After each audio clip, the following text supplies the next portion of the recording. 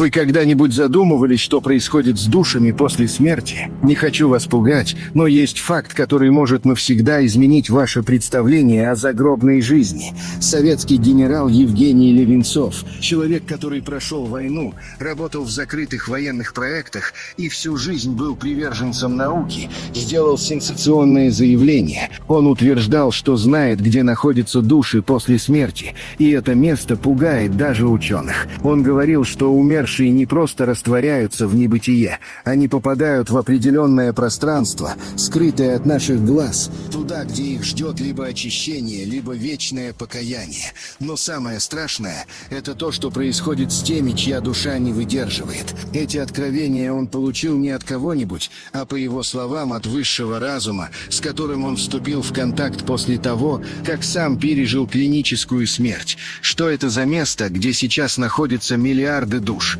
Почему оно вызывает страх даже у тех, кто всю жизнь изучает потусторонние явления? Досмотрите это видео до конца, и вы узнаете правду, которую скрывали веками. В 1985 году Евгений Левинцов вышел в отставку. Казалось бы, впереди спокойная жизнь на заслуженном отдыхе, вдали от напряженных военных будней. Но судьба приготовила для него испытание, которое изменило его навсегда. Через 2 года после выхода на пенсию его неожиданно сразил инсульт. Состояние было критическим, тело парализовало, сознание угасало, и врачи лишь разводили руками.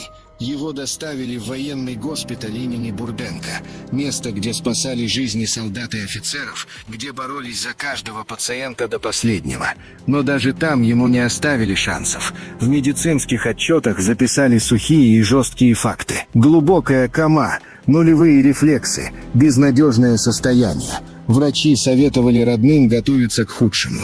Казалось, что дни генерала сочтены. Но вот что самое странное, сам Левинцов позже говорил, что в этот момент он не чувствовал боли, страха или ужаса. Он ощущал лишь странную легкость, будто не принадлежал своему телу. И вот на 9-е сутки, когда все уже смирились с неизбежным, произошло то, что никто не мог объяснить. Внезапно его глаза открылись. Мгновение, и человек, которого считали безнадежным, начал дышать ровно, его сердце билось уверенно, а тело проявляло никаких признаков перенесенного удара. Представьте шок врачей. Они видели сотни тысяч пациентов. Они знали, как развивается болезнь. Они понимали, что восстановление после тяжелого инсульта – это долгие месяцы, а то и годы реабилитации. Но Левинцов не просто очнулся, он будто переродился. Его организм был в идеальном порядке, как будто ничего и не происходило. Что же случилось за эти 9 дней? Как человек, которого уже мысленно хоронили,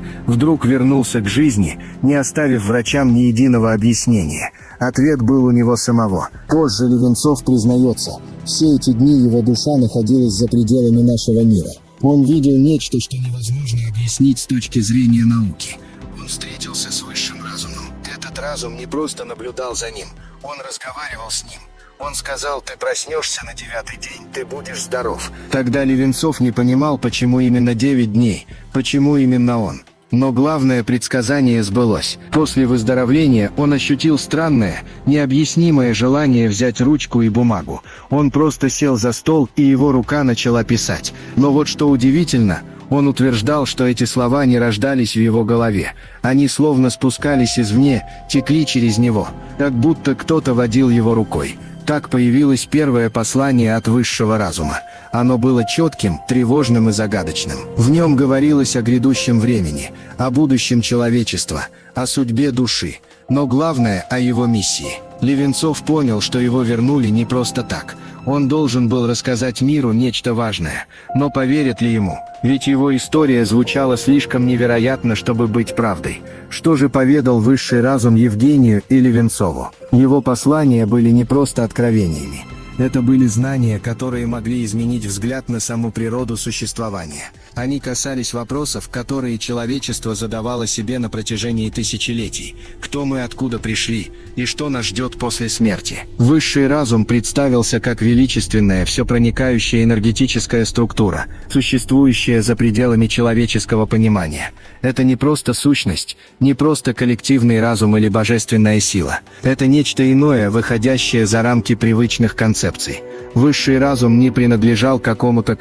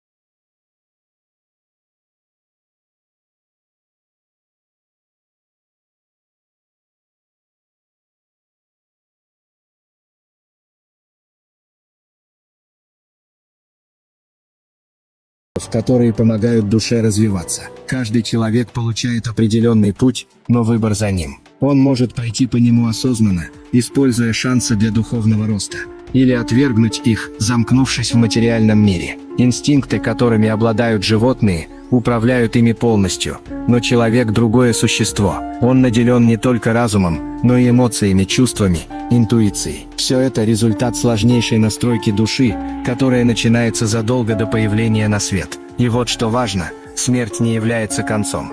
После ухода из материального мира душа не исчезает. Она сохраняет индивидуальность, всю накопленную память, опыт, эмоции. Она не растворяется в космосе и не исчезает в пустоте. Она переходит в духовное измерение, где продолжает свое существование, но уже в иной форме. Левинцов осознал, что жизнь – это нечто гораздо большее, чем кажется на первый взгляд. И что наше сознание – это всего лишь малая часть огромного процесса, который охватывает не только нашу реальность, но и миры, которые мы пока не способны увидеть. Но зачем высший разум рассказал ему об этом? Почему именно он получил эти знания? Ответ был прост. Человечество оказалось на опасной грани, и кому-то нужно было донести это предупреждение. Когда человеческая жизнь подходит к концу, многие считают, что это все конец пути, темнота, забвение.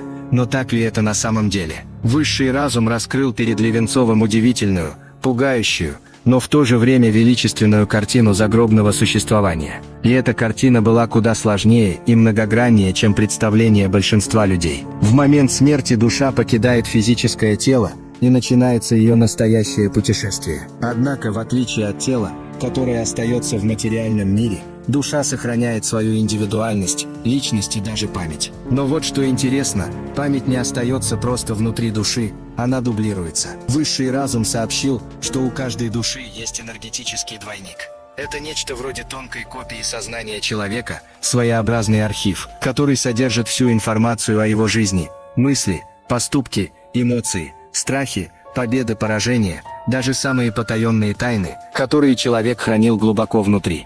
Этот двойник не исчезает, а отправляется в особое поле памяти, где хранится вся история человечества. Именно там находятся записи обо всех, кто когда-либо жил, чувствовал, любил, страдал. Именно туда уходят воспоминания, и именно благодаря этому ничего не теряется. Но что же происходит с самой душой? Здесь начинается самое важное. Высший разум определяет, куда именно она направится. Первое – орбита душ, место вечного покаяния. Те, кто прожил свою жизнь в зле, жестокости, ненависти, отправляются в орбиту душ. Загадочное тревожное место, находящееся недалеко от Земли. Оно движется по той же траектории, что и Луна, но остается невидимым для человеческого глаза. Эти души не попадают в ад, как это описывают религиозные, но их существование становится настоящим наказанием. Здесь нет огня, демонов или физических мучений. Но есть нечто пострашнее – вечное покаяние. Душа переживает все свои земные поступки снова и снова. Представьте себе преступника, который всю жизнь вредил другим, причинял боль, разрушал судьбы. Теперь он вынужден бесконечно ощущать ту самую боль, которую он когда-то причинял другим. Боль не физическая, это боль осознания. Здесь души раз за разом сталкиваются со своими поступками, но уже не с точки зрения себя, а с точки зрения тех, кого они обидели, предали, уничтожили. Это похоже на бесконечный сон, в котором невозможно убежать от своих ошибок. Но есть нечто еще более страшное. Иногда случается так, что души в орбите не выдерживают. Они теряют свою целостность, их энергия рассеивается в космос, и тогда они просто исчезают. Это значит, что их существование заканчивается навсегда, без шанса на возрождение. Второе – обитель душ. Пространство очищения. Но не все души обречены на страдания. Те, кто прожил достойную жизнь, кто был честен, добр, кто стремился к свету и пониманию, отправляются в обитель душ. Это место разительно отличается от орбиты. Если орбита – это зона страданий, то обитель напоминает нечто гармоничное и спокойное. Высший разум описал ее как огромный вытянутый цилиндр, парящий в пространстве. Его размеры невероятны. Он равен диаметру Луны, но при этом остается невидимым и недоступным для живых. Здесь души не страдают. Они очищаются, они освобождаются от тяжелого груза земной жизни, от страхов, обид, переживаний. Здесь они могут наконец осознать свою истинную природу и понять, что жизнь в физическом мире была лишь одним из этапов их пути. Но что происходит дальше? Некоторые души остаются в обители навсегда. Они обретают покой. Они становятся частью великого замысла Вселенной. Другие же возвращаются. Высший разум дал понять: иногда душе предстоит новый путь. Иногда она снова рождается в материальном мире, чтобы пройти новые испытания, накопить новый опыт, исправить ошибки прошлого. Но вот что самое удивительное, этот цикл не бесконечен. Есть души, которые достигают такого уровня сознания, что больше не нуждаются в возвращении. Они переходят в иной, более высокий мир, о котором даже высший разум говорил лишь намеками. Но одно ясно: смерть — это не конец, это лишь переход. А что ждет нас по ту сторону, зависит от того, как мы проживем свою жизнь. Почему высший разум решил передать эти знания людям? Ответ оказался тревожным. Это не было жестом доброй воли или стремлением открыть завесу тайн.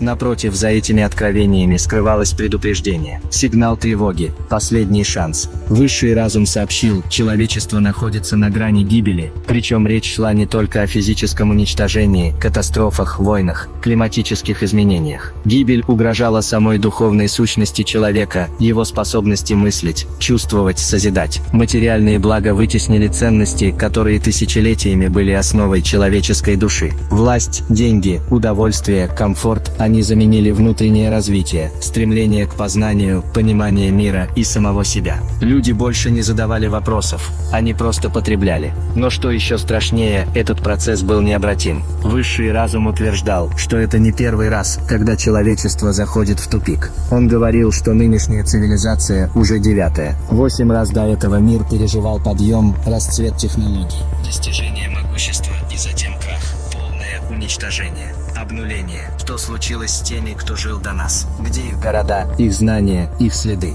Почему археологи не находят доказательств их существования? Ответ поразителен. Между цивилизациями существовали огромные временные разрывы, до 16 тысяч лет. Именно столько времени требовалось, чтобы Земля восстановилась после очередной катастрофы. Но здесь был еще один пугающий нюанс. Раз за разом высший разум пытался вмешаться. Давал шанс, давал знания, предупреждал, но каждый раз история повторялась. Люди не слушали, они продолжали двигаться по пути разрушения, пока не доходили до точки невозврата. И вот что самое важное, этот момент вновь приближается. Главный враг человечества – жадность. Высший разум объяснил, что этот порок сильнее всех остальных. Он проникает в сознание, делает человека слепым, превращает его в существо, подчиняющееся лишь инстинктам. Жадность стирает грань между разумом и животной природой. Она заставляет людей разрушать окружающий мир.